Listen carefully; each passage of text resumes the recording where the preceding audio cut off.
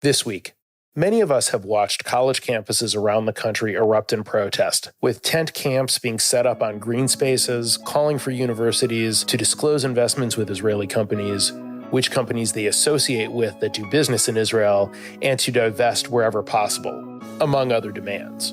But when do the chants, signs, and graffiti cross the line from First Amendment protected free speech to something more nefarious? We talked to an expert about that. I'm Lonnie Goldsmith, and this is The Jews Are Tired, your podcast about Jewish news.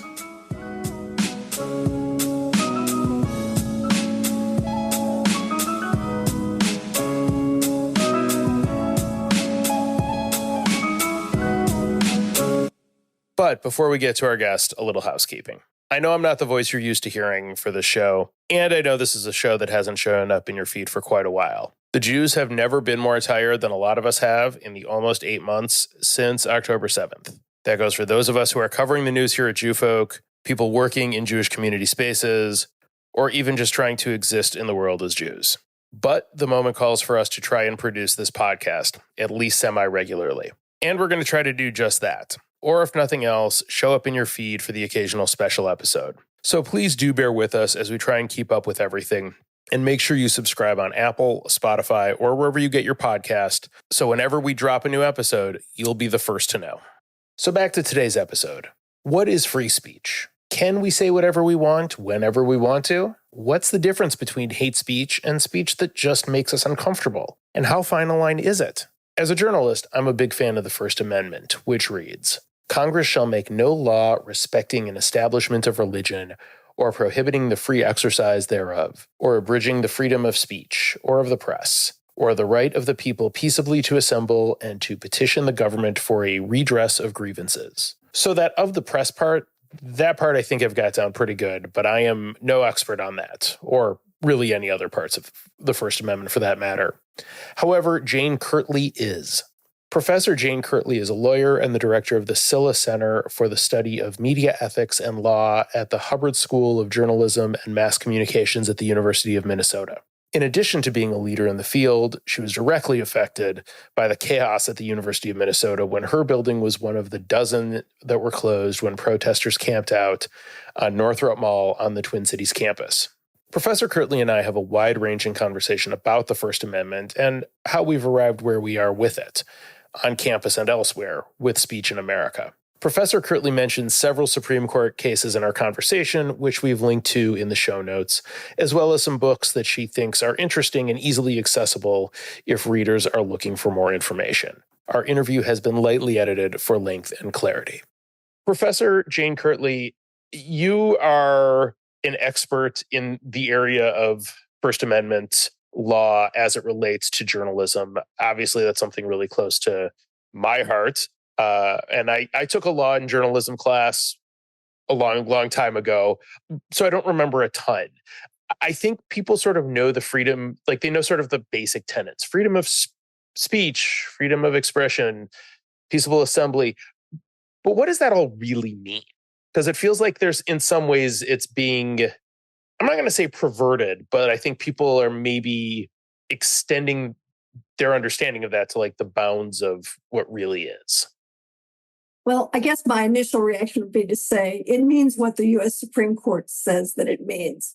And what the court has said over the years has evolved. It's evolved from expansive protection, less expansive protection. But the bottom line is the court is the final arbiter of what it means.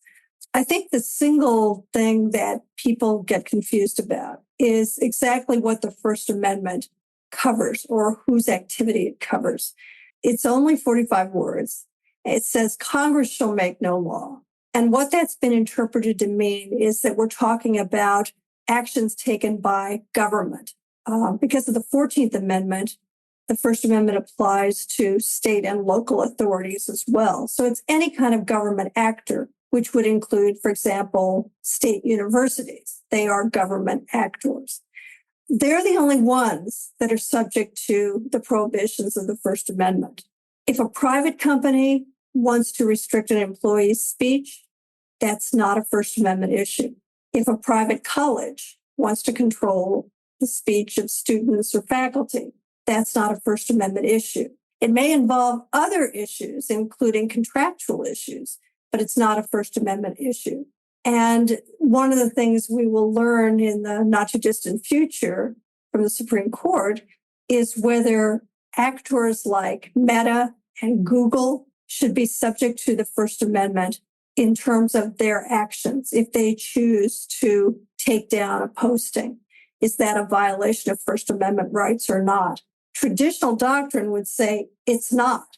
But the question that has arisen is whether these companies have become such a monopolistic platform in terms of controlling speech. Have they somehow morphed into becoming what are called common carriers, which means that they don't have the authority to censor any kind of speech that appears on their platforms?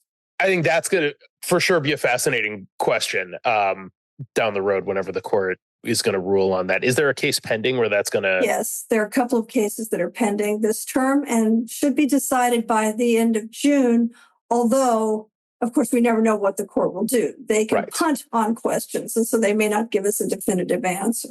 That would be really interesting if they did that for sure. What about... I know this is a sort of a side note from where I was going to go, but you talked about state colleges and universities. What about public school districts? How do they fall into the government actor? They're an interesting sort of a hybrid because the Supreme Court has said in a number of cases over the years that because of the nature of speech that occurs in a K through 12 setting, that public schools have greater authority to control student expressive activities. It's basically formulated on the idea that students have to go to school and that they should not be subjected to speech that will be harmful to them as defined by legitimate pedagogical concerns, which can range from everything to misspelled words, profanity, to particular kinds of ideas. But the court has focused on the issue of what they call substantial disruption in the old standard, which was the Tinker standard. Goes way back to the Vietnam War, where students were wearing armbands in school, and the school wanted to stop them from wearing the armbands. And the Supreme Court said that's not posing a substantial disruption to the school, nor is it violating other people's rights. Then, about 20 years later, in a case called Hazelwood, the court said that because of the unique nature of K through 12, public schools do have the authority to control some forms of student expression. But I think one point that is critical is that it can't be viewpoint based. So let's say, for example, that the school decides that the topic of abortion is not a suitable topic for, let's say, K through 8 students. They can do that in all likelihood. But they can't say it's okay to be anti-abortion, but not pro-abortion. They have to ban the topic entirely or permit the topic entirely. It can't be based on the idea that the school decides what is acceptable ideology and what is not. Okay.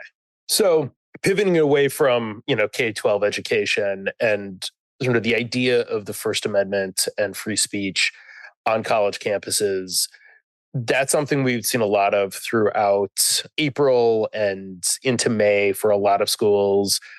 You were directly affected by this. Your building was closed on the campus of the University of Minnesota by the interim president, closed about a dozen buildings along Northrop Mall, where the Hubbard School of Journalism is one of those. And I was sort of curious, I guess sort of the big overarching question is, what did you make of that decision and how that affected you and your ability to teach, especially as we got to the end of the semester? Yeah, well, I'll be candid and say I thought it was a really craven move on the part of the university, especially since most of the people that were making the decision weren't actually physically on campus at the time. This is not Columbia University. We were not having violent kinds of protests. And when I say violent, I don't just mean physical injuries, but there was very little property-related damage as well. I think the university was remembering the late 60s and thinking about an assault on the administration building, which of course happened at Columbia. I'm not saying it was a totally bogus concern. It just wasn't happening here. And as you said, what happened was that on the last day of classes, I fortunately did not have a class scheduled on the last day of classes. We suddenly got this email saying we had to clear out of our building within an hour, and that we were not going to be allowed back in, even if we had university key cards, that they were turning off all the water, and that essentially they wanted to barricade all of the buildings that were adjacent to the administration building, I guess, so that protesters or others couldn't go into those buildings and use them to launch an attack on the administration building. It was incredibly disruptive for everyone. And for me personally, the big issue was, how am I going to give my final exam? Because with the prevalence of AI, I've gone away from doing virtual exams and gone back to in-class blue book exams. And if I couldn't get into my building, how was I going to give this exam? Right. So for the better part of about 4 or 5 days, we honestly didn't know what was going to happen and whether we would have to pivot to a virtual class session or not. I also, and I think this is important to mention, I got emails from a couple of my students who said that they were afraid to come to campus. And they did not want me to give the exam in person. They wanted me to accommodate them by giving the exam virtually because they were concerned about their safety. And I take very seriously concerns about people's safety. It's a subjective assessment that individuals make. And although I did not see threatening behavior on campus, that was not to say that they hadn't experienced it. But when the university reopened our building, my response to them basically was, the university has determined that it's safe for you to be on campus, and they have not suspended our classes or an exam. So I'm going to go forward with the exam as scheduled. But if you personally do not feel safe coming to campus, I'm happy to give you an incomplete, and we can reschedule your exam within the time period that the university requires. Neither of those students chose to take an incomplete. They both showed up for the exam. But, you know, it's kind of funny to talk about it now in retrospect, but at the time, we really didn't know what was going to happen. And just from a logistical standpoint, it was very concerning. One of our administrative staff kindly arranged a room for me to give the exam that was not in our building. It was in a different building on another part of campus in the event that they did not reopen Murphy Hall, but they did. But, you know, this was just stress that none of us needed during the last week of classes and exams. And the flip side of it is, I mean, I'm talking about it from a very selfish logistical perspective, but from a kind of a First Amendment perspective, I was very offended by the way this was handled, because it seemed to me that our students were, the vast majority of them anyway, engaging in peaceful protest protected by the First Amendment. And the fact that the university was basically painting it as this terribly dangerous situation on campus simply wasn't true. And it has nothing to do with whether I agreed or disagreed with the message of these students. It was simply that none of their conduct rose to the level that I thought would justify this kind of reaction from the university, and sent a very unfortunate message about what the university thinks about the right to protest. So you get to an interesting area that I want to talk about, which is, at what point does peaceful protest become not peaceful, either in the words that are said or the actions that are taken? Because I think that becomes a really, as a non-lawyer, feels like a really gray area and gets into some potentially dangerous territory with regard to the First Amendment. Well, actually, actions, I think, are the easiest distinction to draw. If you're trespassing, if you're someplace you're not legally allowed to be, that's not a protected activity. If you are engaging in property damage, that's not a protected activity. In certain circumstances, state entities like university have the authority to impose what are called time, place, and manner restrictions, which would mean, for example, that if you want to use bullhorns or magnification, the university would be within its authority to say, you can't do that at 2 a.m. when it's going to disturb students who are studying or trying to sleep. That would be those would all be acceptable restrictions, and it would not violate the First Amendment to impose them. Now, the devil's in the details. There are certain restrictions that might seem okay and might not under certain circumstances. But really, physical activity is easy to deal with because physical activity can certainly be expressive activity. But if its primary role is to engage in something like destruction of property or other kinds of violations of the law, then it's not going to be protected by the First Amendment. Words are a lot harder. The United States, and some people I don't think fully appreciate this, does not have a law banning hate speech. In fact, it doesn't even have a law defining what hate speech is.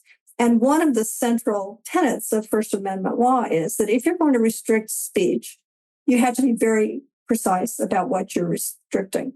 So there are categories of speech that are not protected by the First Amendment. Obscenity is an example of that. But as you probably know, even defining obscenity can be quite complicated and difficult. But that's an area of speech. If we decide it is obscene, it's not protected. True threats, which involve threats that are directed to specific individuals with a reasonable expectation that somebody is going to think that the speaker is going to act on that threat, and where the individual speaking is acting recklessly in making the threat. And this is a doctrine that just came out in a case in 2023 called Counterman, that the Supreme Court said we do look at the subjective standard of what the speaker was thinking about and how what the speaker is saying would be perceived in deciding whether something is a true threat or not. But speech that simply makes somebody uncomfortable or that is abstract advocacy is protected by the First Amendment. And I think a lot of this gets kind of combined with the discussions of some years ago about creating safe spaces for students and not allowing students to be made uncomfortable and so forth. Those are policies that universities established of doubtful constitutionality at state universities, in my opinion. But that's very different from the idea of a true threat. And a true threat can be symbolic. It could be hanging a noose from a tree, in a dorm that has a lot of students of color or something like that. So it doesn't have to be verbal, but it's actually a pretty narrow category. And part of the reason for that is that in the United States, political speech enjoys the highest level of First Amendment protection. The Supreme Court has said that for 75 or more years. And oftentimes, things that are perceived as threats are mixed up inexorably with political speech. And as a default, the Supreme Court will say if it's political speech, it's protected. Now, that doesn't mean it doesn't make people feel uncomfortable. It's just that the court doesn't want to be put in a position of allowing governmental entities to decide, as they phrase it, and I mean this not in the Jewish sense, but what's orthodox in public thought and commentary. And so, again, it's all this idea that the government can't be the one that decides what are acceptable thoughts.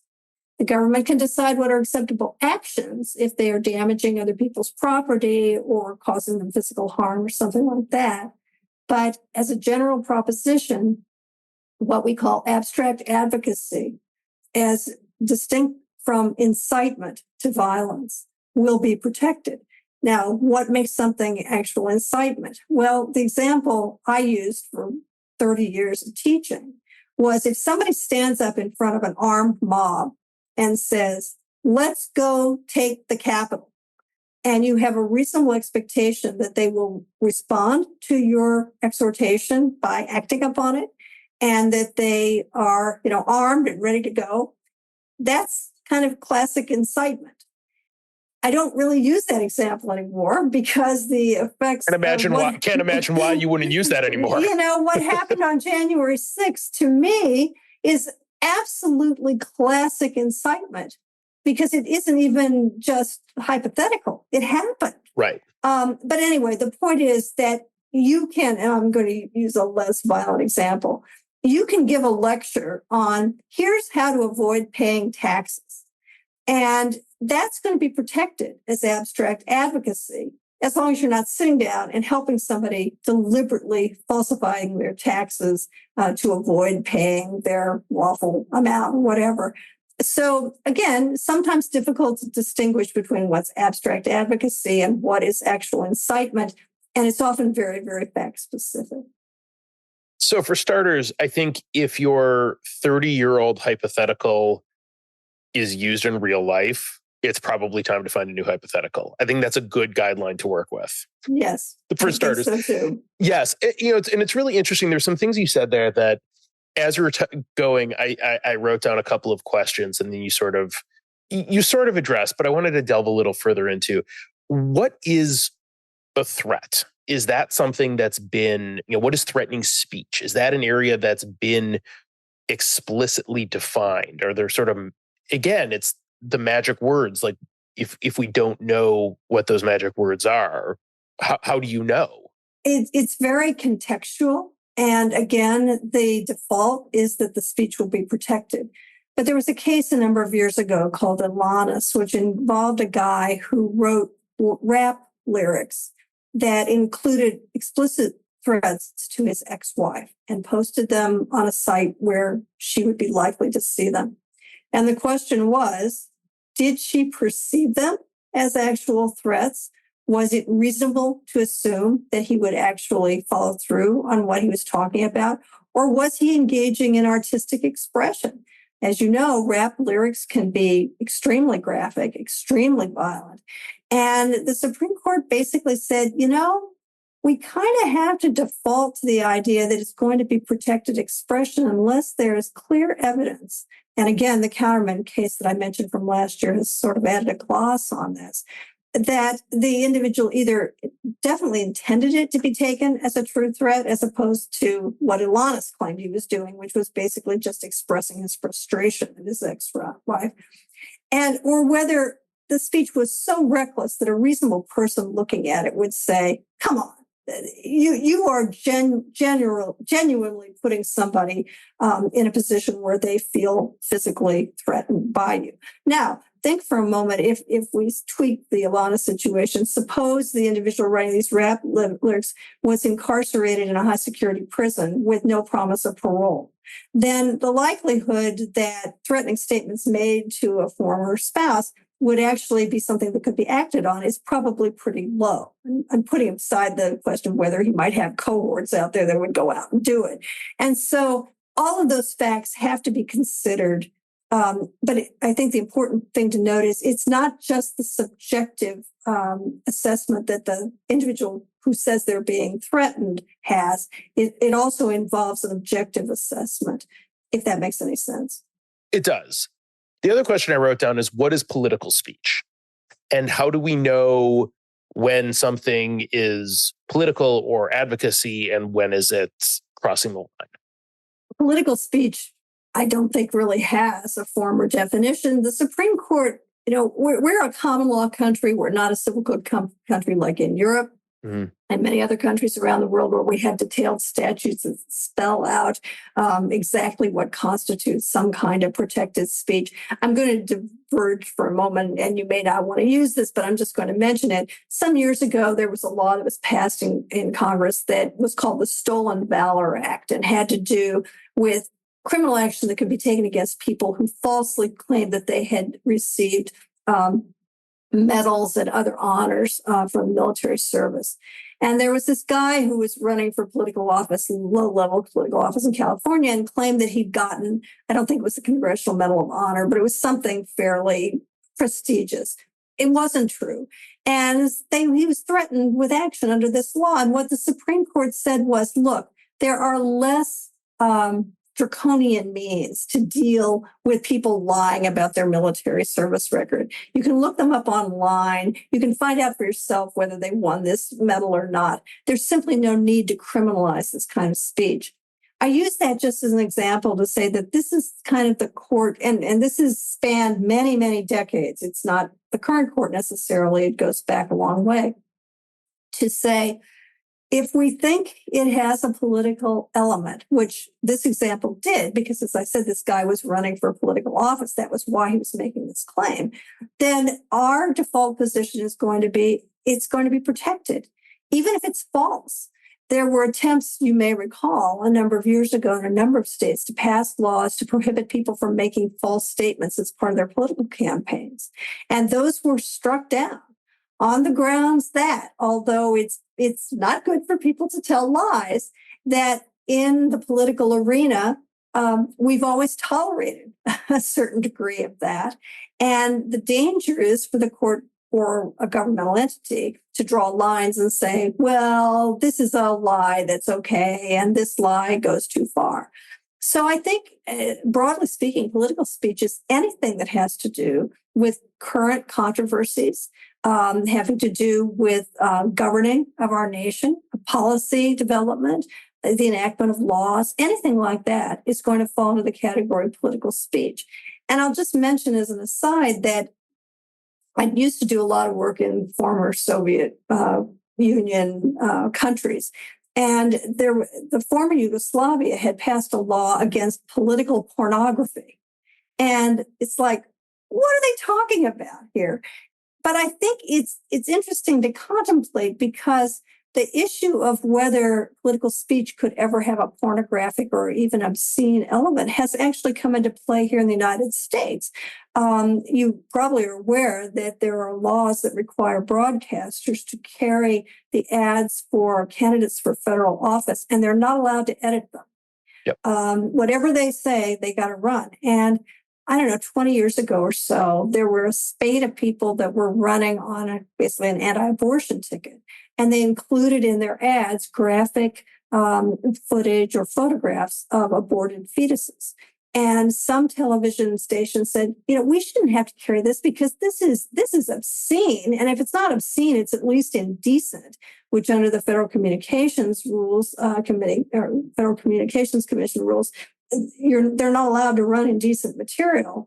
And they said, we shouldn't have to run this. And what the FCC told them was, you won't be liable for running this because you didn't create this ad and you're obliged to carry it. You will be liable if you refuse to carry it. So that's my point, that you wouldn't think that political speech would ever have a pornographic or obscene element, but in fact, it has. Oh no, that doesn't surprise me in the least. I've watched politics and watched how it's been covered for a long time, and unfortunately, that doesn't surprise me in the least. You said something earlier also that again was sort of on the list of areas I wanted to get into, and it was the idea of things might be acceptable speech that make people feel really uncomfortable. How do you think that a public school, be it Minnesota or any other public college that's dealing with this, address that very delicate balance? I think it's really hard. I mean, I am glad I'm not in an administrative position where I have to make these kinds of decisions, but you may be aware that the University of Chicago, which is a private school, some years ago promulgated something called the Chicago Statement. And many universities have adopted it, at least part of it. And I think where it comes down is simply to say this, that part of being a student at a university is being exposed to ideas that you may find troubling, disturbing, that may challenge beliefs that you grew up with in your home, your family, whatever your religious group might be, and so forth. But that's what being in a university is about. And if it's, again, falls into those narrow categories of true threats or incitement, that's something the university will deal with. But otherwise, it's up to you to deal with it. And some years ago, I run the Silha Center for the Study of Media Ethics and Law, and we have an annual lecture series. And I brought in Randall Kennedy, who's a law professor at Harvard.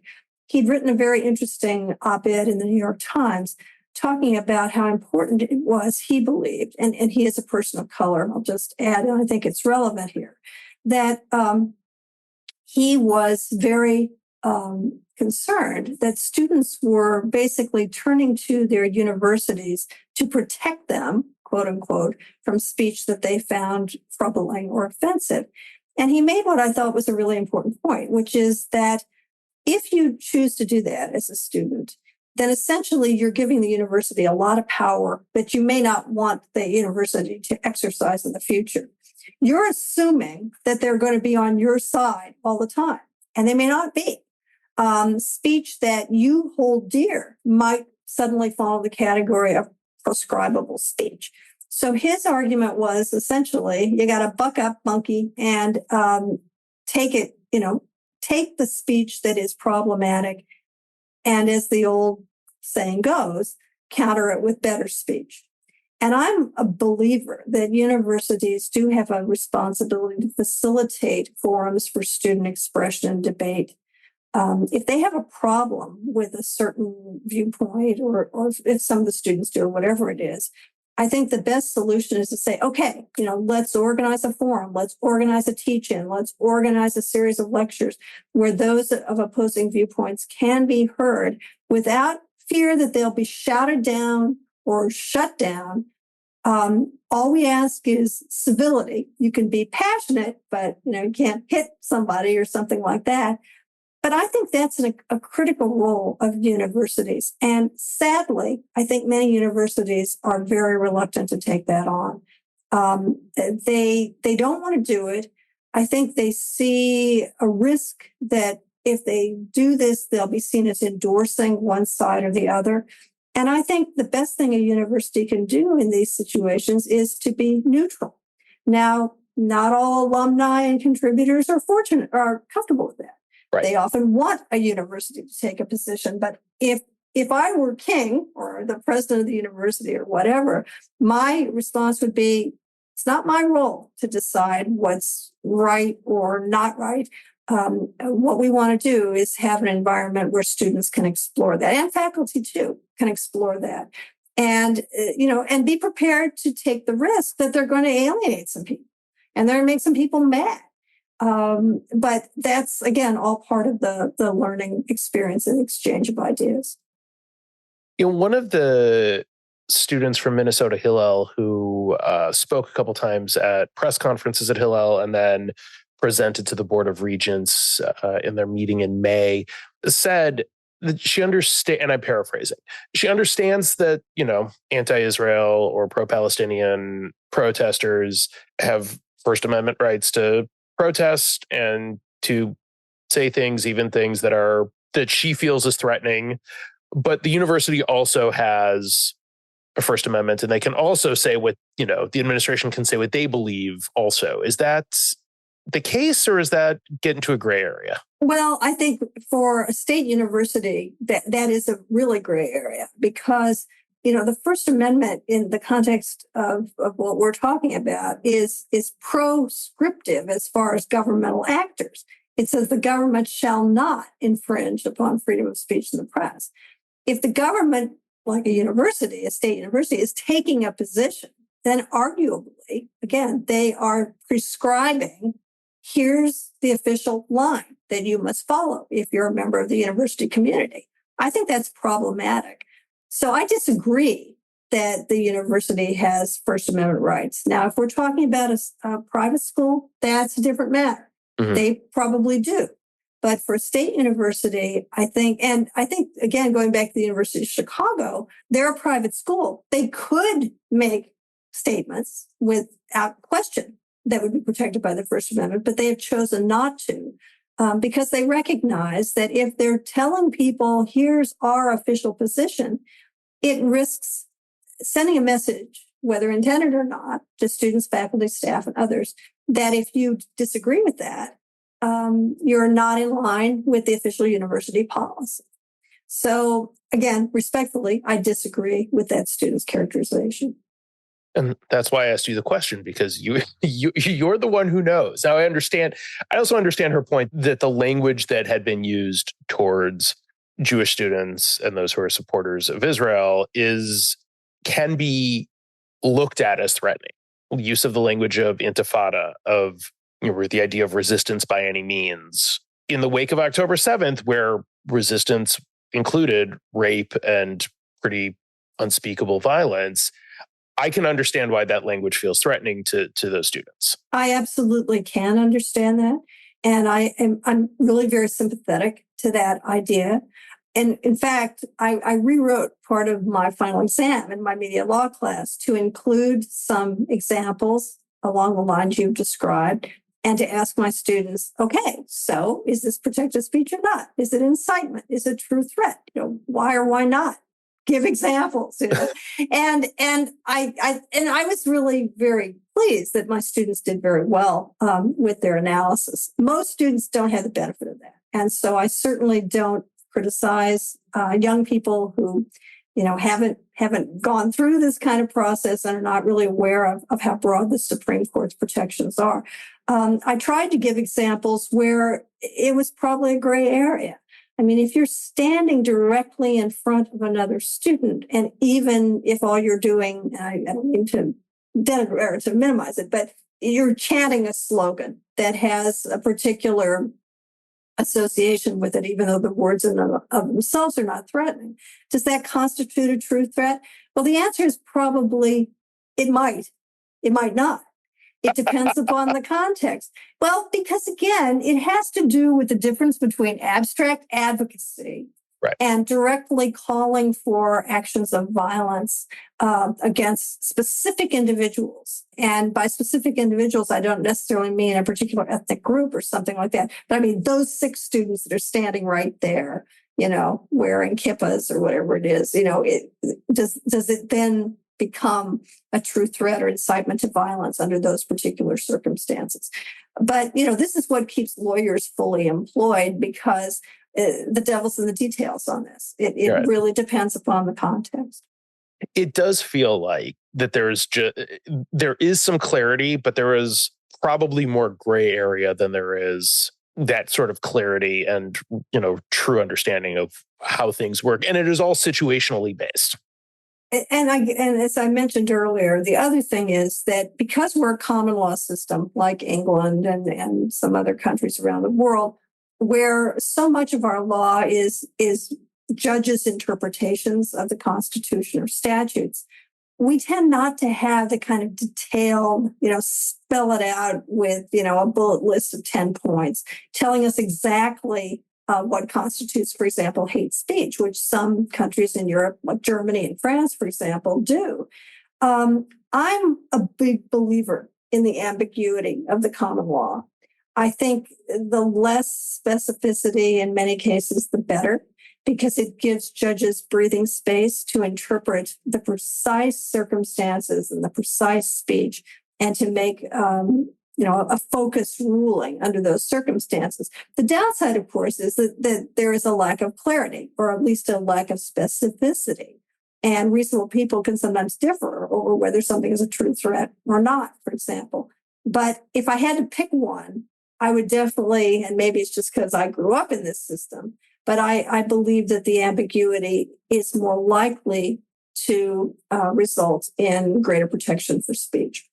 Which I think is good, and it's important. And even as, I sort of consider myself as awfully close to a free speech absolutist, it's hard to hold that position watching your beliefs get shouted down, and which I don't have a problem with that. That happens, often. It's the idea of some of the language used around it that is troublesome to me, and I can sort of empathize with the students who feel that way and have some sort of fear walking across campus because of that. And I completely get that. I think that to some extent, as I alluded to earlier, I fear that the university can contribute to that perception. The phrase that I'm sure you've heard many times, that students just want to, quote unquote, feel safe, is something that I think has been distorted beyond recognition. Do I have a right to walk around campus after 11 o'clock or 12 o'clock without worrying that I'm going to get mugged? Well, I'd like to think I have that right. But of course, in practice, I'm on a public university campus that is open to the public. And no matter how many kinds of steps the university and the Minneapolis Police Department or St. Paul Police take, the likelihood that a crime will occur on campus is not small. Does that mean I'm not safe? Well, that's a matter of perception, isn't it? And the university has struggled with this, especially in recent years. But I think that debate about safety is a legitimate one. But when we get into this sort of, my subjective feeling is that because somebody is challenging who I am, whether that's my ethnicity, my religion, whatever it is, that makes me feel like I'm not safe. But what does that mean exactly? Does that mean that they're questioning who you are? That they're asking about organized religion, for example, and whether that has a valid place in society? If one is deeply religious, that's a profoundly disturbing thing to say, especially since, as we are always aware, the First Amendment to our Constitution protects the free exercise of religion. So you would think, well, with that being the case, then anybody talking, trash about my religion should not be protected. But again, we're not talking about what the government's doing. We're talking about what private actors are doing. And a private actor certainly has the constitutional right to criticize you on the basis of your religion, your ethnicity, things like that. It's not very nice, but if it's not accompanied by a threat to your safety, then frankly, it's just something you have to learn to address. This is a hard topic. It is. And it's deep, which is why I wanted to talk to you about it, because there's so many different avenues that, and we explored a lot of different space in there. Okay, so the last question I wanted to wrap up on is what can, again, not just the University of Minnesota, but public schools do better, if anything, in terms of helping explain how free speech and the lack of restrictions work to help people understand this who aren't, lawyers or journalists or people who really know better? Well, I think, I could write a book on the issue of the failure of what used to be called civics education. And the fact that so many people, young people certainly, but many times their parents and grandparents or so forth, think about the First Amendment protections as purely something that benefits them. You're violating my First Amendment rights if you do X, Y, or Z. And that's valid. That's important. I'm not suggesting it's not. But I think they often don't think about the flip side. It's what people like the late Anthony Lewis used to call freedom for the thought that we hate.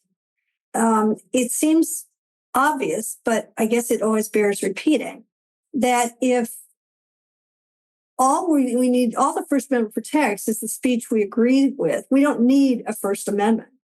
The First Amendment has to be there to protect the speech that we find most offensive, most threatening, not in a true threat sense, but threatening to our ideals and our principles. And the First Amendment really requires us to kind of step up to the plate and to defend the principles and the ideas with which we agree. And I always tell my students, if you can't defend the position you're taking, then you're only getting half points on the answer to the question, because it doesn't tell me anything for you to say, well, this is protected by the First Amendment. Why is it protected? What's the reasoning? Why did the Supreme Court say this? What are the relevant cases? But more importantly, I don't care if you can't remember the name of the counterman, but the question is, why did they think it was important to do this? And it always goes back to the idea. And I think, this is really true in my belief. We're a nation that emerged from a revolution. People that threw off the traditional shackles of a monarchy where thought was controlled, expression was controlled. People could go to jail for criticizing the king and can't do that anymore, right? And so it's all predicated on the idea that expression is all about certainly good governance, advances in society, but also self-fulfillment. We can't reach our greatest potential if we can't express ideas that some may find offensive, that we have to then defend or to challenge those ideas. It's all about evolving as human beings, as well as becoming contributing members to society as a whole. And so that is the message. It's not just to do, a TikTok video, with as an influencer on some consumer good. It's about developing as a human being, quite honestly. And that means that you just can't assume that even the ideas you hold most dear will always be affirmed. I think the scary part about where we are right now as a society is that with the rise of social media and other media platforms that some people regard as news, but which I don't, they are finding it easier and easier to sort of tunnel in and only go to those sources that reinforce the beliefs they already have. And that means that they don't mature in the way I've been describing in terms of being able to step up and defend. I mean, it's what the Catholics would call apologetics. But the idea is simply to be able to say, here's why I believe what I believe. Here's why I believe, not just what I believe. I think that is essential to a participatory democracy. And sadly, it's not being advanced right now with the advent of these new forms of social media, if only because in the olden days, when you only had 3 networks to choose from and a couple of daily papers, you would have to, by necessity, confront things, maybe just by serendipity, that you wouldn't normally seek out and you wouldn't normally think about. And, if you're a liberal, it would probably be not a bad idea to read the Wall Street Journal editorial page once in a while. It might make you really angry, but it would be important to know what people of those viewpoints were thinking about and saying about it. And I mean, pick your other options. That's just one off the top of my head. But the point is that if people don't choose to do that, they're now in an environment today where it's really possible not to do that. And I think that's really dangerous because this is what, scholars have called the marketplace of ideas. The idea is that marketplace of ideas means there's a lot of things on offer out there. And you can pick and choose among them and find the things that have the best staying power, that are most credible. And that's what I think a lot of people are not bothering to do today. Ironically, at a time when that kind of information is more readily available than was ever the case in history. And never more important to read as much and access as much of that information as you can.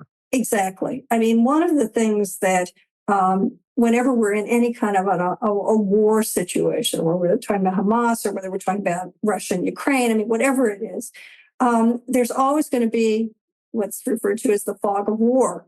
Those that are engaged in these kinds of actions have their own agendas that they want to promote. And both sides, all sides do it. I'm not pointing fingers or trying to vilify anyone, but I'm saying it's often difficult to sort through all of that and try to get to the essence of what the facts are. The goal, of course, is to figure out what the truth is. I think truth is often elusive, but you can only get to it by getting access to the facts, and that's often hard to do. And I think there's a great deal of laziness that occurs in the context of particularly highly controversial things like these military operations, where people tend to sort of default to tribal loyalties and so forth. Again, I'm not making any judgments about that. I just am pointing out that I think that that's a reality. And the key to me is, no matter which side of all these conflicts one is on, is to seek out sources that will help you challenge your assumptions.